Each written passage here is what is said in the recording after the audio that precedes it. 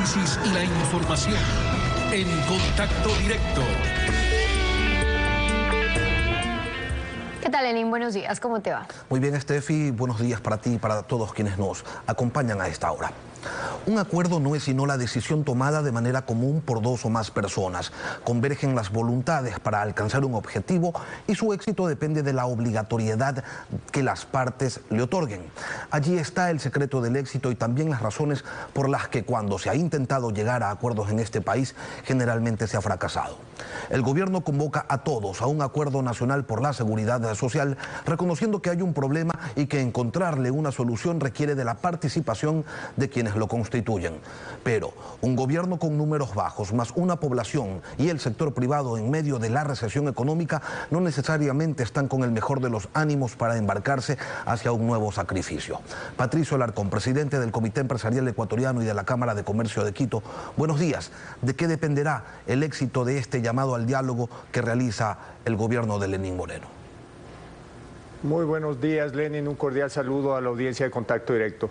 Mire, hemos dialogado varias veces, siempre vamos a estar prestos a seguir sentándonos en la mesa. Sin embargo, los diálogos tienen que derivar esta vez en acciones. ¿Y a qué tipo de acciones me refiero? Tienen que terminar en resoluciones, en decretos, en reformas legales o en inclusive reformas constitucionales. Si nos sentamos y nos ponemos de acuerdo en que se tienen que hacer ciertos cambios en el país, esto se tiene que plasmar en leyes y se debe ejecutar los acuerdos que hicimos. El presidente del directorio del Consejo Directivo del IES, Paul Granda, confía en que exista un consenso y pone ejemplos de donde eso sí funcionó. Escuchémoslo. Es imprescindible que trabajemos en una política pública en materia de seguridad social. En España, por citar nada más un ejemplo, se dio el Pacto de Toledo. Todas las fuerzas políticas, todos los actores involucrados en materia de seguridad social se pusieron de acuerdo y definieron política pública. El órgano de gobierno es fundamental, pero cuando hay una definición de política pública pasa a un segundo plano y yo creo que eso es lo que debemos lograr en el Ecuador. Definir una política pública en materia de seguridad social que nos permita garantizar la sostenibilidad pensando en los próximos 30, 40 años. Y esa es la línea de conducta que el gobierno está impulsando en el Consejo Directivo, es sacar adelante el seguro social, salvar al seguro social y garantizar las pensiones de las futuras generaciones. Pero en la misma España en 2013 se resolvieron cambios al sistema de seguridad social y se dejaron de lado los acuerdos, los cambios se los tomó de manera unilateral. El Comité Empresarial Ecuatoriano señala dentro de sus principios que busca una seguridad social con criterio previsional que permita garantizar las prestaciones de salud y el pago de jubilaciones. Eso en lo general, pero en la práctica, ¿qué significa cambiar de modelo? Mire, Lenin, el Seguro Social está pasando por una situación muy crítica. Se desinvierten alrededor de 1.500 millones de dólares al año para pagar pensiones. El Estado le debe al IES alrededor de 13.000 millones de dólares, sin contar con los 3 años y medio que no ha pagado su aporte, el 40% al fondo de pensiones. Le debe alrededor de 18.000 millones de dólares.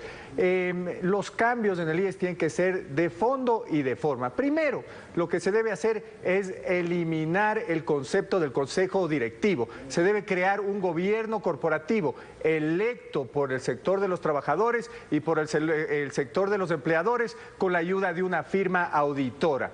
Este nuevo gobierno corporativo, que sería una especie de junta de accionistas, a su vez tiene que elegir a los directores, al director general, a los directores nacionales, debe elegir también a los gerentes de los hospitales. No es posible, mire lo que sucede. Se siguen entregando hospitales como cuotas políticas. ¿Qué es lo que sucede? El Teodoro Maldonado no paga por servicios oncológicos. Muchos hospitales no pagan por los insumos de diálisis. El IES no puede seguir manteniendo alrededor de 38.000 empleados en servicios que se pueden automatizar.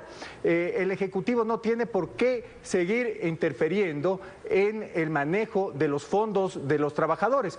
Otra solución, mire, el fondo de pensiones, tenemos que llegar a que se entreguen estos fondos o se trabaje en una capitalización y una capitalización individual, donde este dinero se puede inyectar al sector productivo, donde el trabajador pueda adquirir propiedad vía acciones de una compañía, donde el trabajador tenga derecho a adquirir obligaciones, donde el trabajador pueda adquirir papel comercial. Esto va a ayudar también a que el trabajador pueda monitorear qué es lo que está sucediendo con sus ahorros, cuánto es lo que va a recibir en cuanto a su jubilación. Y sobre todo, miren, en países como en Chile, esto ayudó a que la economía crezca. Solamente inyectar los fondos de pensiones en la economía ayudó a que la economía crezca alrededor de 2 puntos al año. Entonces, ahora, el modelo se debe cambiar. Ustedes se refieren con frecuencia al modelo chileno, y sí, es verdad que esta gran cantidad de recursos ayudó a que la economía chilena crezca. Lo que no crecieron fueron las pensiones. Hoy en Chile hay pensiones de 48.000 pesos, de 71 dólares. La mediana está en 109.000 pesos, es decir, 163 dólares. Y eso si se es hombre, porque en las mujeres el monto, no entendemos por qué, se reduce considerablemente. No por gusto, una de las mayores preocupaciones de los chilenos es precisamente el tema de la seguridad social, y que hay un amplio descontento por las reformas que en este mismo momento está impulsando el gobierno del presidente Piñera. Entonces, vamos, hay que copiar solamente lo bueno, ¿no? Mire, el concepto es diferente, y lo que hay que llegar es que el aporte, usted sabe que los trabajadores aportan un 20,6% de su salario al Instituto de Seguridad Social, apenas el 8,86% se va al aporte del fondo de pensiones. Hay que hacer bien las cuentas, y se debe hacer un aporte para recibir al final del periodo laboral, cuando se retire el trabajador, para definir cuánto es lo que puede recibir. Entonces, tal vez hay que subir el aporte para el fondo de pensiones.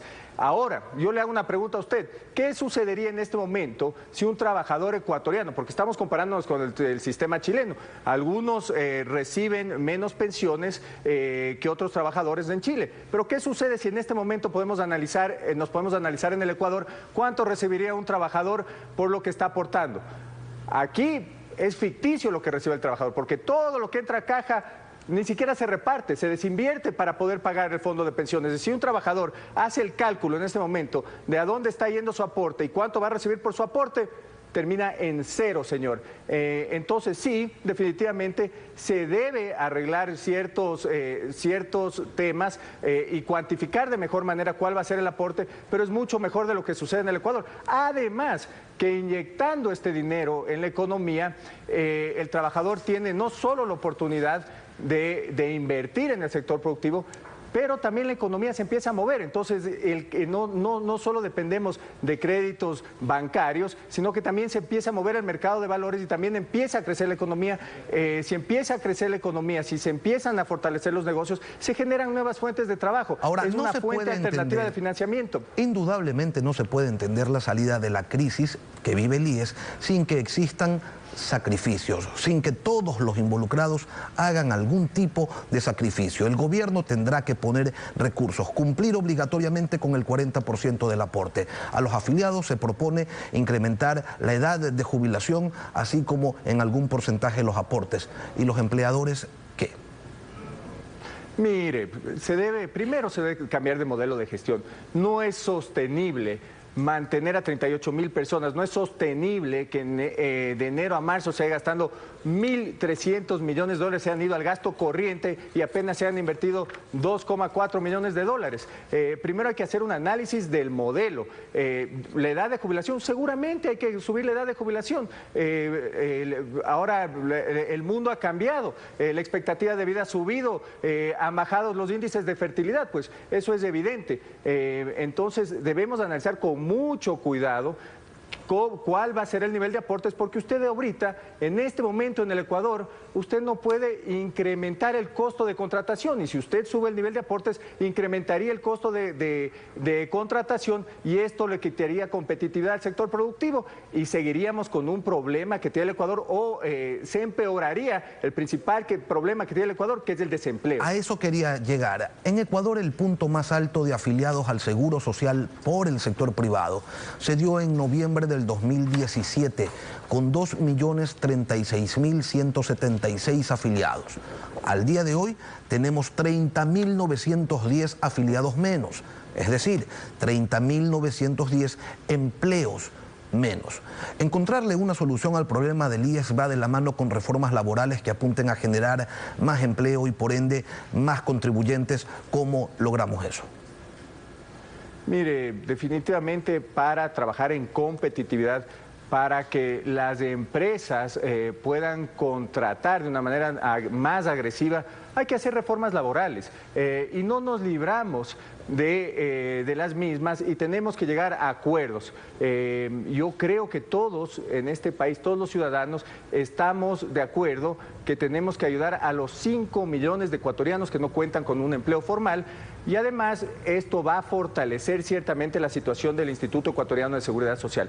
¿Y qué propuestas estamos haciendo? Y estamos llegando a acuerdos con ciertos sectores sindicales.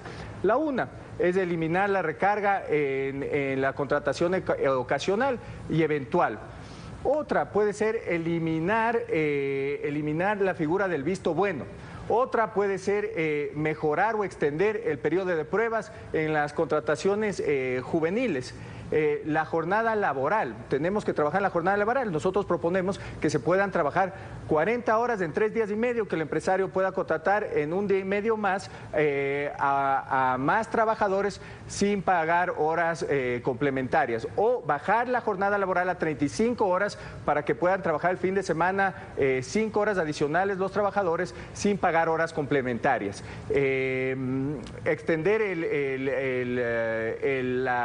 periodo de prueba, muy importante, extender el periodo de prueba para nuevas contrataciones o nuevos emprendimientos. Extender el periodo en que se puede trabajar en pasantías. Entonces, hay algunos arreglos a los que podemos llegar o algunos acuerdos a los que podemos llegar con los trabajadores, y lo importante es que se envíe un proyecto de ley una vez que estemos de acuerdo, especialmente con el sector de los trabajadores, para que estas reformas se hagan cuanto antes, porque es parte de los problemas, es una parte de los problemas de competitividad que en este momento tiene el país. Pero el diálogo toma su tiempo, las urgencias están allí, esperemos que en el futuro se empiecen a observar los resultados con una mayor celeridad. Gracias, Patricio Alarcón, presidente del Comité Empresarial Ecuatoriano, por venir a Contacto Directo.